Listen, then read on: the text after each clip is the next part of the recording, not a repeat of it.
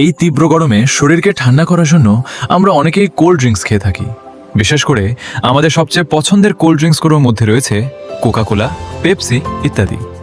কিন্তু আমরা যে কোকা কোলা প্রতিনিয়ত পান করি সেটা আসলে কিভাবে তৈরি হয় আপনি কি জানেন? আজকের এই ভিডিওতে দেখাবো কিভাবে বিশাল একটি ফ্যাক্টরিতে কোকা কোলা তৈরি করা হয়, এতে আসলে কি কি মেশানো হয় এবং কোকা কোলার সেই বিশেষ স্বাদের রহস্যটা কি। কোকা কোলার স্বাদ তৈরি করতে এমন কিছু বিশেষ ফ্লেভারিং উপাদান ব্যবহার করা হয় যার সঠিক ফর্মুলা কোম্পানির গোপনীয়তার মধ্যে রাখা হয়। আর এই গোপন ফর্মুলাই কোকা কোলার স্বাদকে অন্য অনেক পানীয় থেকে আলাদা করে। কিন্তু প্রশ্ন হলো, কোকা কোলার ভেতরে আসলে কি থাকে? সত্যিই কি এতে কোনো শুকরের তেল বা চর্বি মেশানো হয়, নাকি এটি শুধুই একটি গুজব?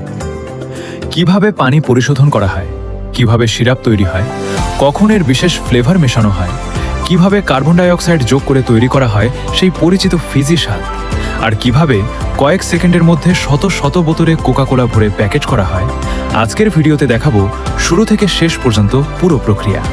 আর ভিডিওর শেষের দিকে দেখাবো এমন একটি ধাপ যেটি না হলে কোকা কোলার বোতল সরাসরি বাজারে পাঠানোই সম্ভব নয়। তাই কোকা কোলা কিভাবে তৈরি হয় এবং এর ভেতরে আসলে কি থাকে সবকিছু জানতে হলে ভিডিওটি শেষ পর্যন্ত দেখুন।